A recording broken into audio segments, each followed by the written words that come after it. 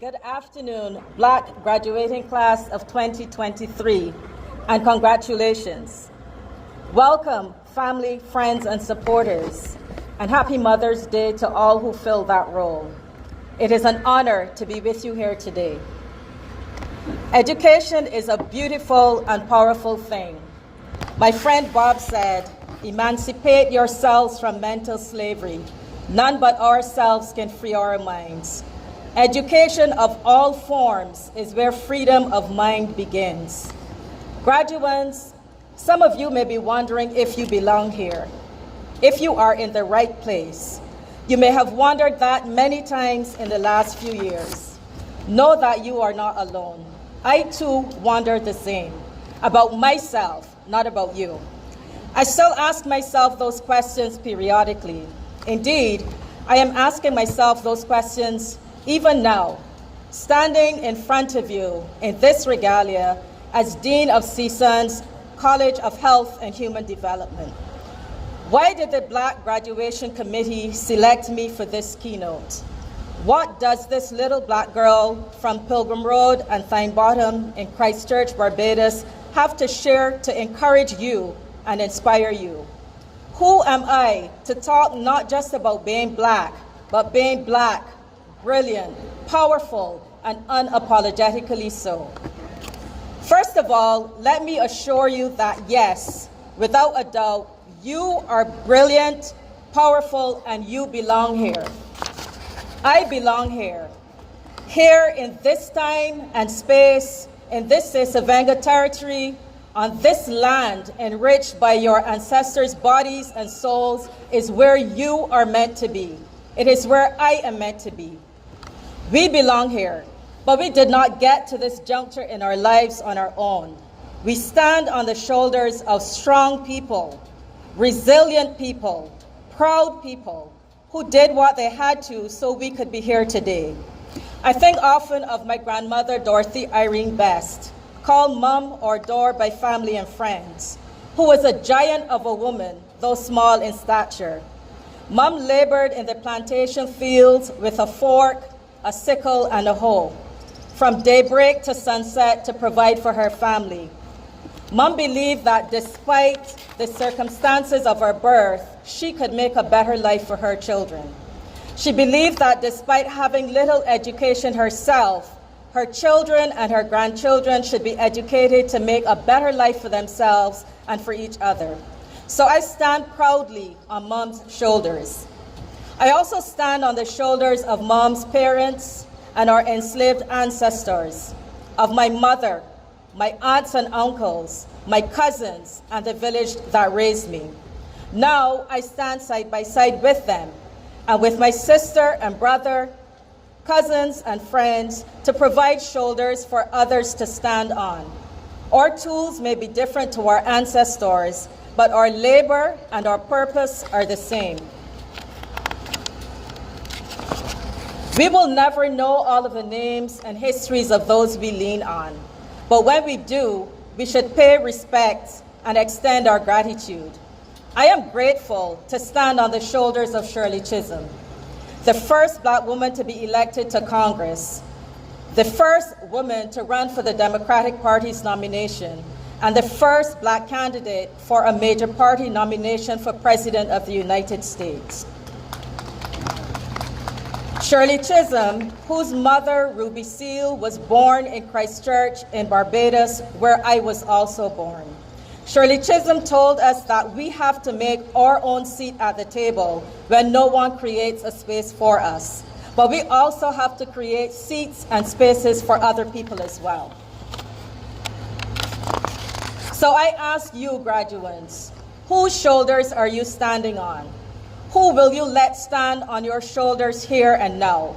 What life will you live beyond today so that others will gladly stand on your shoulders after you are gone? Someone anonymously said, when you get what you want in your struggle for self, and the world makes you king or queen or anywhere in between for a day, just go to the mirror and look at yourself and see what that person has to say. Let me say that again. When you get what you want in your struggle for self, and the world makes you king or queen or anywhere in between for a day, just go to the mirror and look at yourself and see what that person has to say. For it isn't your father or mother or partner or husband or wife whose judgment upon you must pass. The person whose verdict counts most in your life is the one staring back from the glass. The person whose verdict counts most in your life is the one staring back from the glass. So graduates, when you looked in your mirror today, before you got dressed up to come here for this celebration, who did you see? Are you proud of you? Did you pause to take in this momentous period of your lives, your achievements? Did you reflect on them? In your reflecting and in your reflection, did you see that you are an example, that someone is watching you, someone is looking up to you, someone is following your example, whether or not you know it? Black college student, Black first-generation college student, Black immigrant, Black and physically or mentally challenged, Black LGBTQIA, Black woman, Black man. Some combination of those descriptors, some combination of all of those descriptors.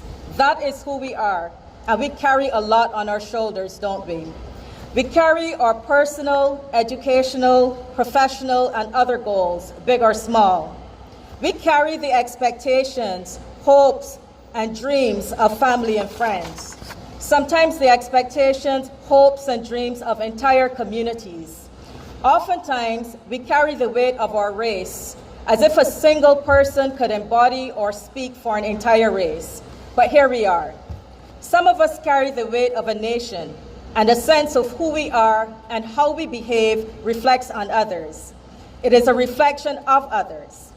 The weight we carry is heavy, sometimes burdensome, but we carry it anyway.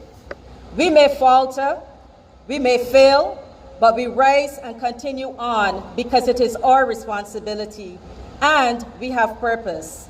As gospel artist Yolanda Adams said, we may be shattered, but are not broken. Wounded, but time will heal.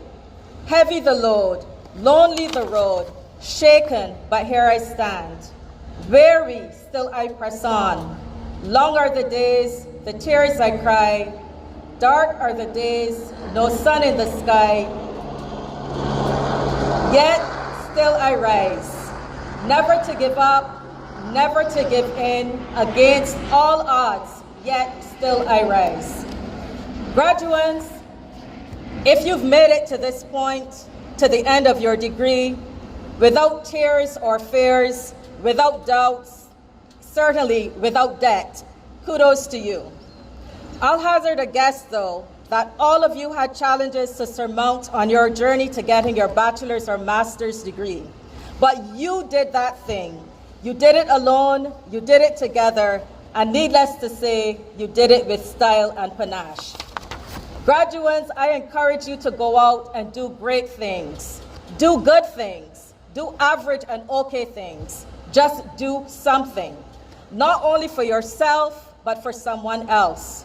Use the knowledge and skills you have gained and developed here at CSUN to help someone, to build community. Use your innovation and your creativity to change your world, to change our world. Dream big, soar high. Believe it, achieve it, and take someone with you. Most of all, always, always be unapologetic about being Black, being brilliant, being powerful, and being proud of being you. Congratulations once again.